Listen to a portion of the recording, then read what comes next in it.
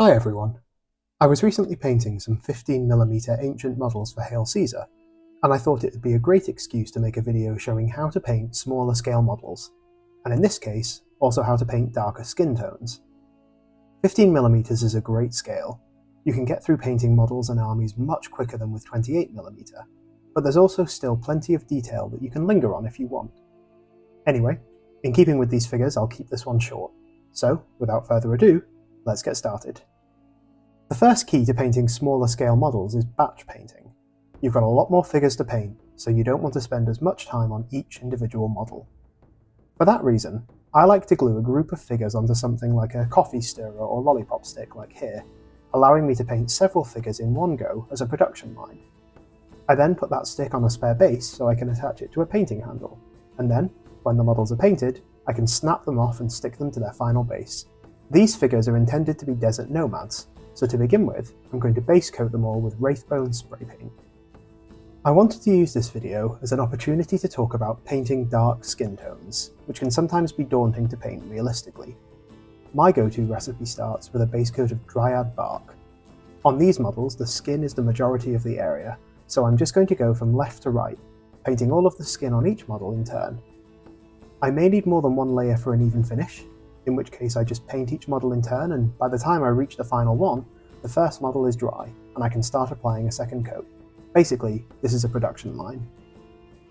It's not the end of the world if you overspill here, as we can always touch up mistakes, but as I'm going to be painting the loincloths directly over the Wraithbone base coat, it will save me future work if I'm careful now. When that's done, we can start highlighting up. I'm going to layer the skin with a 1-to-1 mix of dryad bark and Gawthor brown, covering most of the skin, but leaving the darkest recesses base coated. Again, like a production line, I'm just going to do each model in turn.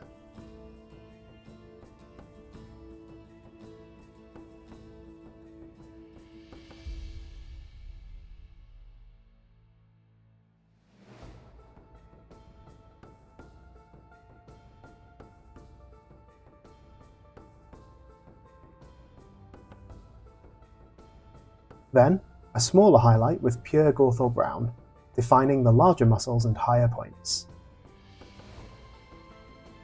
Generally speaking, with smaller figures you want the highlights to be a little more extreme and the contrast a little greater than you would with 28mm figures, so they catch the eye at a distance and you can read the figures.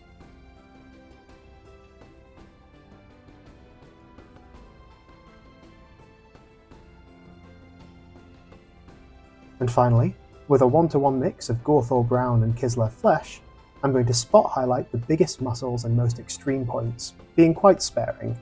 Things like the nose, cheeks, the pecs, shoulder blades, knees, calves, and picking out the knuckles.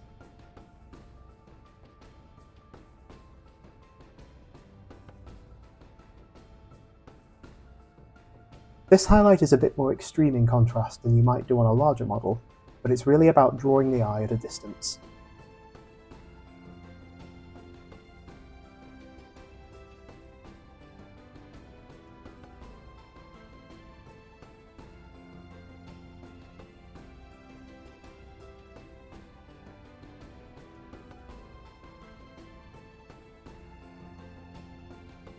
And that's all there is to it. The skin is the largest area, and with that done, the models are well on the way to completion. For the hair, I'm going to base coat with a Baden black.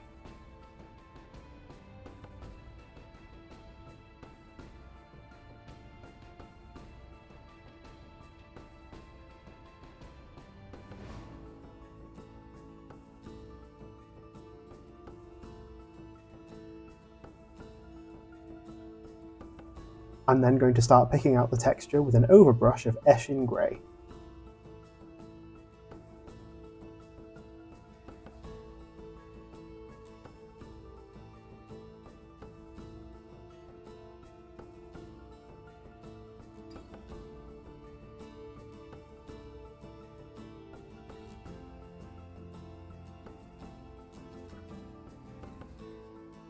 And finally a highlight of Dawnstone to pick out the facial hair.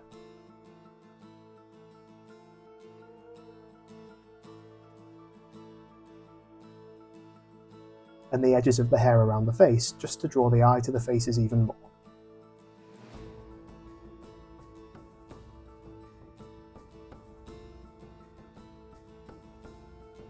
For the cloth, I've begun by just touching up any areas where I overspilled when painting the skin with Wraithbone.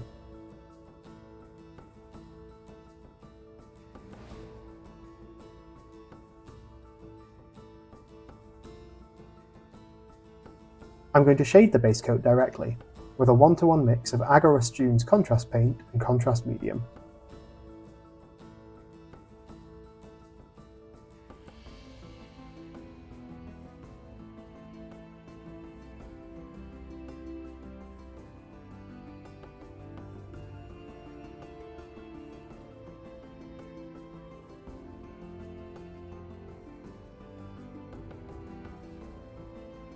When that's fully dry, I'm going to highlight the cloth with Wraithbone, beginning to pick out the higher folds and creases.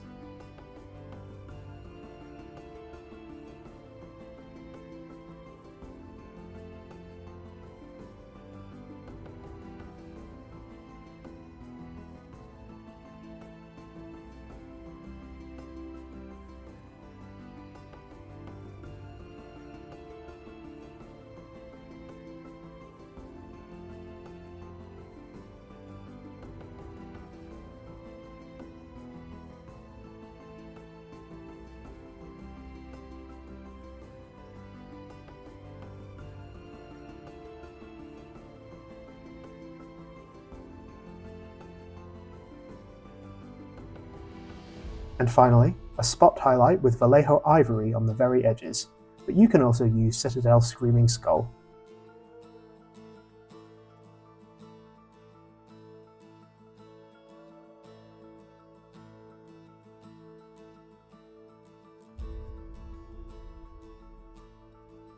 You can see that with this smaller scale, a base coat, shade, and one or at most two highlights is enough.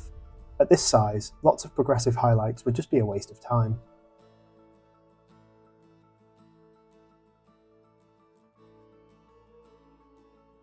For the spears, I'm base coating the wood with Steel Legion Drab.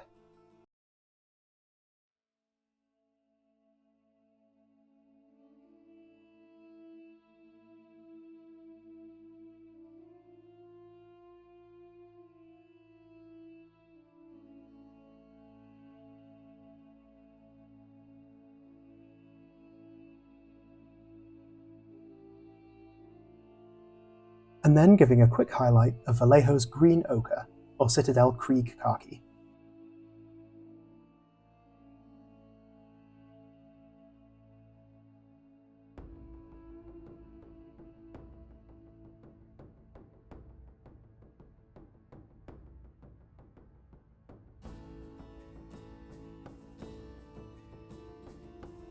I'm just going to quickly define between the spear haft and tip with Dryad Bark for extra contrast.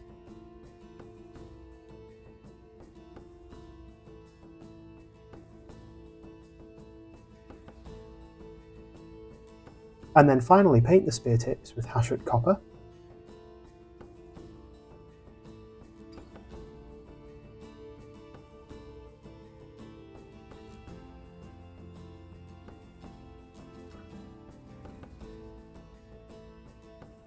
Before highlighting the tips with Auric Armor Gold.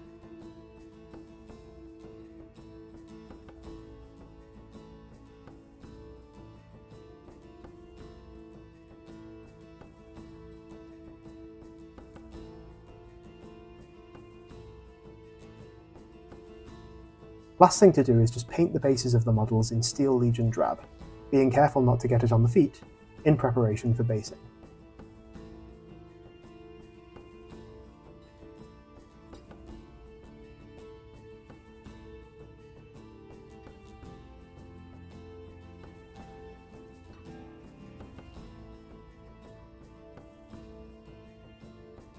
And there we are! Excluding drying time, this group of 6 figures took me maybe an hour to paint. You can easily paint up a unit or even several in one session, and before you know it, you'll have a full army. All that's left to do now is pop these off the stick and base them. You can see I've glued the models into the position I want. You can see the reason I painted the bases first, as they will be hard to reach now, and it means I don't have to get quite as close with the paint and risk going over the models I've just lovingly painted. I'm going to take my texture paint, in this case Armageddon Dust, and cover the base. Use an old brush for this because it will wreck the bristles. It can be a little fiddly to get the texture paint, or sand if you're choosing to use sand, between the models, but just work carefully, and if you find there are any gaps, we can hide those in the next step.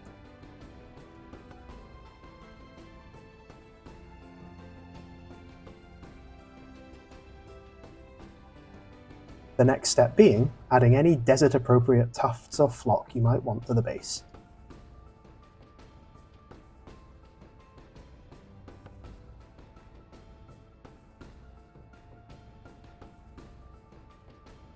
All that's left after that is to paint the rim, and we're done.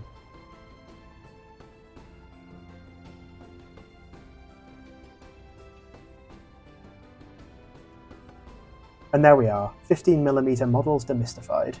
I really love this scale. It's super quick to paint. I was able to paint this whole force across 2 nights after work, maybe 3 hours or so in all. But the figures are also still recognisable and characterful.